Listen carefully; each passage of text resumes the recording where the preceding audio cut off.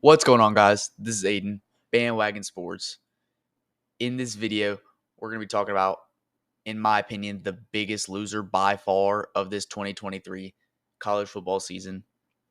There's one team that just stands out, and I think a lot of people would agree and do agree with this take. Um, with that being said, we are starting a new series in the coming weeks. It is going to be the Bandwagon. We're going to take a look at a lower tier Power 5 team, and we're going to go in depth and we're going to follow them. We're going to keep up with them throughout the offseason and throughout next season. There's a poll if you go to my YouTube channel and then press community. There are two polls. It should be 7 teams between both of the polls. Go vote. Let me know what you guys want to see. And with that out of the way, let's get into the biggest loser of the 2023 college football season. And in my opinion, that is USC. The Trojans this year came in high expectations through the roof. They were supposed to be a top 4 team in the country, and they were supposed to go to the playoffs, and they were supposed to be really good under Caleb Williams, who's going to be the number 1 overall pick in this year's NFL draft.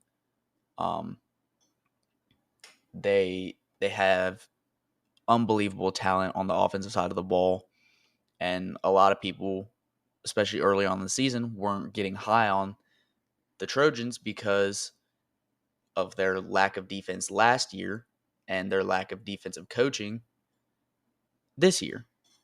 They a lot of people wanted to see USC's defense be good before they would get high on this USC team, because if their defense wasn't looking good, then there was no reason to get high on this USC team.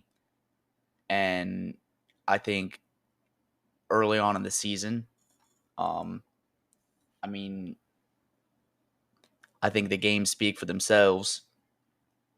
USC's offense has looked amazing all year, except for in the Notre Dame game.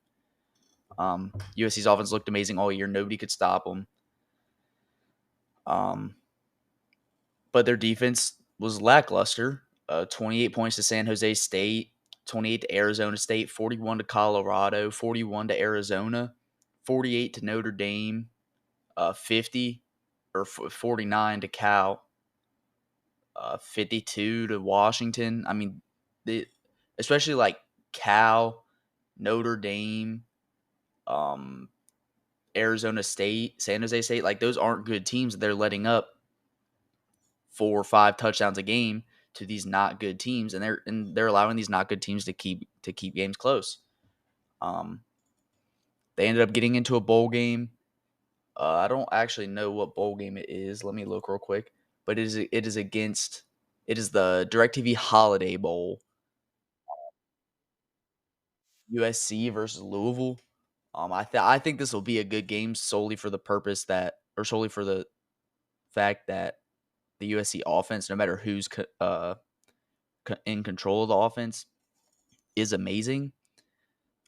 They're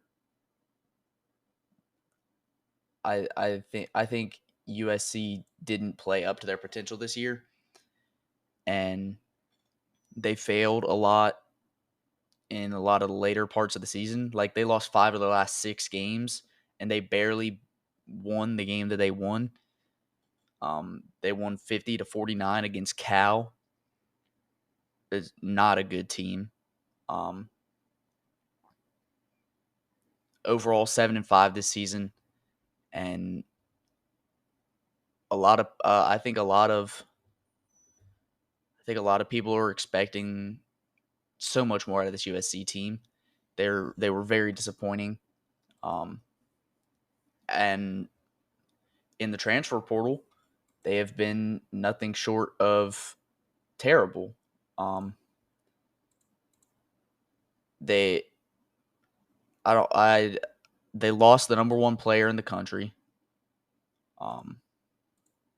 from 1 season ago in Malachi Nelson. They lost Malachi Nelson. They are losing a buttload of players, lots of great talent, especially on the offensive side of the ball, and a lot also on the defensive side of the ball.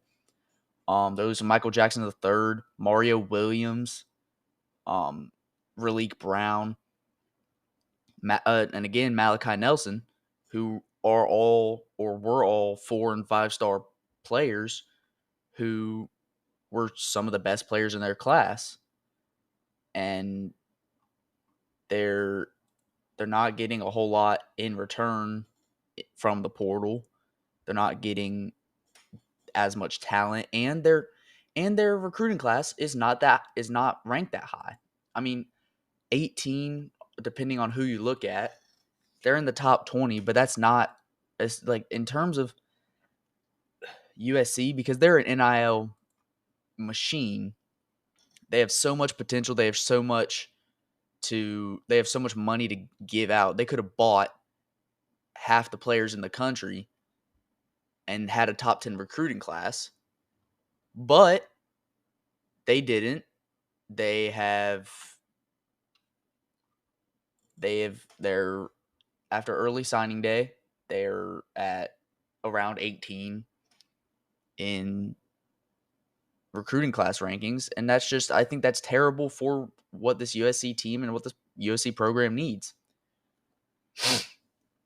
Because they're no longer going to have Caleb Williams. They're no longer going to have, I think Marshawn Lloyd's going to go to the draft. But Caleb Williams, really the only reason that they were winning the games that they were is going to the draft. And they're not going to have him, and they also are not going to have the number 1 overall player in the class in Malachi Nelson to lead that team after Caleb Williams is gone. And USC is falling apart. They're falling apart, and they are. It is tragic to see what Lincoln Riley has done to this program. I mean, he came in, everybody was super high, super pumped. Got 2 years. Lincoln Riley, Caleb Williams, the best player and one of the best offensive minds in the country, teaming up and being what was supposed to be great. Caleb Williams was nothing short of great. I mean, I think he could have been a lot better. However, so could the coaching staff. The coaching staff, I think, is what lost USC all of these games and what lost USC a lot of the respect from a lot of the other teams. USC is just a soft team, and they were soft all year, and I blame nobody but the coaches. They're not going to have a quarterback next season. I mean, they're going to get Will Howard, but is Will Howard really who you want leading your program? He's not for me. And they're not even for sure going to get Will Howard yet. It's just, they definitely lost this season. They're losing Caleb Williams. They're losing their best players, losing a lot of playmakers, a lot of talent to the transfer portal. And I don't think they're going to be near as good as what they have been next season. I'm curious as to what you guys think. Let me know your thoughts and comments down below, and I'll see you guys on the next one.